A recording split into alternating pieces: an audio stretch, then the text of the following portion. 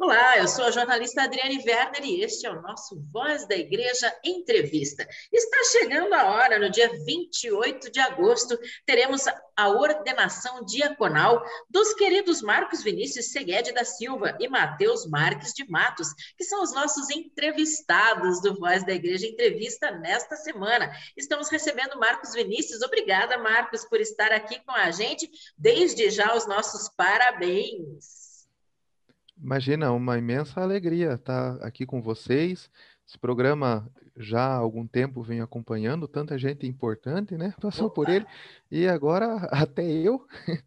Isso E é uma vocês são muito alegria. importantes para a gente também.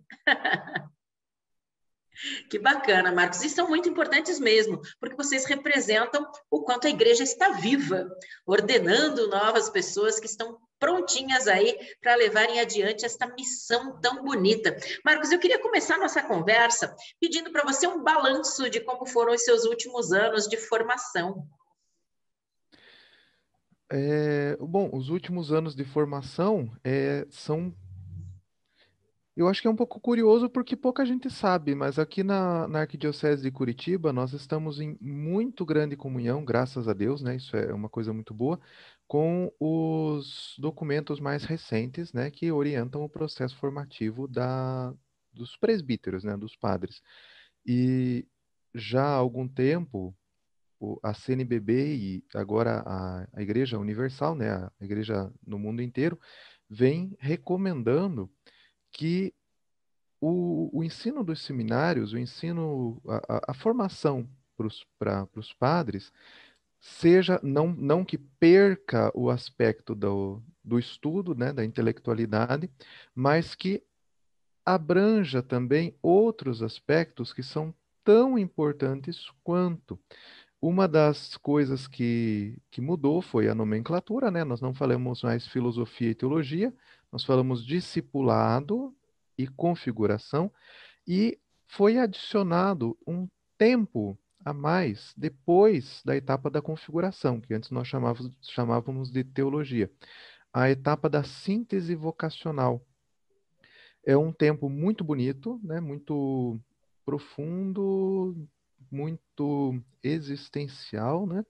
Em que nós reunimos todas aquelas dimensões, né, nas quais nós nos trabalhamos e fomos trabalhados pelos formadores para a constituição de uma identidade presbiteral em comunhão com aquilo que o Senhor pede, né? Porque a vocação vem de Deus. Então, os últimos anos foram esses anos de síntese. Isso aí se dá numa paróquia. Aqui, a Arquidiocese de Curitiba, também em comunhão com a Igreja do Brasil, decidiu que esse um ano é passado na missão. Então, Mateus e eu ficamos em São Domingos do Araguaia, no leste do Pará, né, perto ali do Poxa vida. Maranhão e do Tocantins. Para a gente fala, não, é longe, mas para eles longe é aqui, né? Então, É, a exatamente. gente foi pro perto daquelas pessoas. Foi uma experiência muito bonita, muito rica, né? Partilhar a vida com quem quer que seja é sempre uma experiência Mas também uma dificuldade, né? Porque longe das famílias, não é, Marcos? longe da família, isso é verdade, né? Mas E a perto da gente nossa sempre nova imagina, família. especialmente quando falamos com os diocesanos, a gente sempre imagina uma proximidade maior com a família, não é? O que nem sempre ocorre de fato. Sim, é verdade. Não, é verdade. Isso, o padre diocesano, em geral, né, não é, vamos dizer assim, não é uma característica teológica do padre diocesano, mas é uma característica frequente no padre diocesano essa proximidade com a família. Com certeza, isso também é uma coisa importante, né? Nós temos que cultivar. As, a internet ajuda muito, né? Toda semana a gente conseguia falar com os pais também. Mas, ao mesmo tempo, isso é enriquecedor, né? Por um lado, desafia, lógico, tira da zona de conforto, né? Família, amigos, as pessoas com quais a gente estava acostumado a conviver, de fato, a gente tem um contato bem mais remoto, né? Acho que no sentido literal da palavra, mas um contato muito intenso também um jeito que é muito parecido, mas também é um pouco diferente de ser igreja, e a gente vai percebendo que a nossa família é a igreja católica, né? E talvez essa seja a característica distintiva do presbítero. O celibato serve justamente para isso, para que a gente seja esponsalmente, né, como casamento mesmo, entregue a essa igreja. E isso é muito bonito. Que bacana, que legal. E conta pra gente, até assim de forma didática, o que que representa essa nova etapa que está chegando agora, que é o diaconato. O diaconato é o primeiro grau do sacramento da ordem, né? Então, o que que é o sacramento da ordem? Jesus, ele não fundou um clubinho. Jesus deixou sobre a terra o seu corpo místico, né? Isso que ensina é São Paulo, está na Bíblia. A igreja é o corpo místico de Cristo que age na pessoa de Cristo. E esse corpo, composto por todos os batizados, esse é o principal sacramento, o batismo, que nos coloca dentro do corpo místico de Cristo. Esse corpo é organizado, é bem articulado. E algumas pessoas são escolhidas para agir em nome do Cristo cabeça, que é a cabeça do corpo de Cristo, que é a igreja, né? E essa atuação no lugar de Cristo, né, no mundo, ela é própria do cristão, mas de uma maneira um pouco diferente, ela é própria dos ministros ordenados. Então, o sacramento da ordem, ele tem 3 graus. O grau Terceiro grau, que é a plenitude, é o episcopado, né? Os bispos são sucessores dos apóstolos. Os apóstolos são aqueles que Jesus deixou no mundo para ficarem no lugar dele. Aqueles que recebem a imposição das mãos, mas não na plenitude, mas para que sejam auxiliares do bispo nesse ministério sacerdotal, são os presbíteros, né, os padres. E o diácono é aquele que recebe também a imposição das mãos, que vem dos apóstolos, para o ministério, para o serviço da caridade, da palavra e da caridade. Então, por que que o padre é ordenado diácono antes de ser ordenado padre? Não poderia ser ordenado direto? Teologicamente até poderia, né? É uma possibilidade que a igreja já descartou há muito tempo, né? No sentido de disciplina, de pastoral, de normativo, isso não acontece por uma razão importante, porque todo padre é um servo da caridade, né? Então, esse tempo de 6 meses, ou pode ser mais também, né?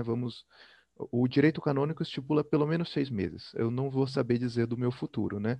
Mas esse tempo de pelo menos 6 meses é pedido para a igreja. A igreja pede, né, dos candidatos a padre, justamente para forjar no coração essa identidade de servo, essa identidade de ministro da caridade, essa identidade daquele que veio não para ser servido, mas para estar à disposição do povo de Deus a quem é confiado. E você já sabe onde você vai servir? Como será o seu destino daqui para frente, Marcos? O destino da obediência, né? Essa é a certeza que eu tenho, né? Faz parte do rito da ordenação diaconal e não é sob constrangimento, mas de livre e espontânea vontade que, se Deus quiser, né, eu vou colocar as minhas mãos entre as mãos do Dom Peruso, prometer respeito e obediência a ele e aos seus sucessores. Até onde parece, né, se as coisas continuarem estáveis e lógico que isso não é que depende só do arbítrio do Dom Peruso, mas depende das situações concretas que a arquidiocese enfrentar. Eu, de fato, eu sei que eu fico disponível, mas assim, a princípio, né, caso tudo continue exatamente do modo como aparenta que está, eu fico aqui na paróquia Senhor Bom Jesus em Colombo pelo menos mais alguns meses. E como tem sido o trabalho por aí? É intenso, né? É muito bom, o povo muito bom, lógico, A evangelização é uma atividade muito bonita, né? Porque é o exercício, eu acho que a gente de alguma maneira vai sendo introduzido nesse exercício de uma função paterna na igreja, né? E ao mesmo tempo em que filho dá trabalho, lógico, a evangelização dá trabalho. Não estou falando que os paroquianos dão trabalho, né? Mas a missão, ela dá trabalho, mas ela dá muita satisfação também, né? Então, coisa para fazer sempre tem, né? Formação com catequistas, encontros com coroinhas, a própria ação social, que talvez eu até devesse estar ajudando um pouco mais, mas na medida daquilo que tem permitido o tempo e a situação da pandemia, a gente tem dado pelo menos uma mão aqui para o pessoal que tem uma alma muito bonita e fazem um serviço maravilhoso, né? Uma honra estar aqui ajudando eles. Mas ao mesmo tempo é bonito como que isso vai além de só de um ofício, né? O diaconado, o ser padre, né? É mais do que um trabalho, né? É uma ocupação de tempo integral, né? A gente fica disponível, de vez em quando o dia começa bem cedo e termina bem tarde, mas estar com a família, né? Estar com aqueles para os quais a gente é enviado, não só para fazer um trabalho, mas para amá-los. E isso é muito gratificante. Que bonito, Marcos. Puxa, que bacana. Então, a gente só pode desejar daqui todo sucesso para você, muita alegria, muita força, muita dedicação, muita certeza da sua vocação.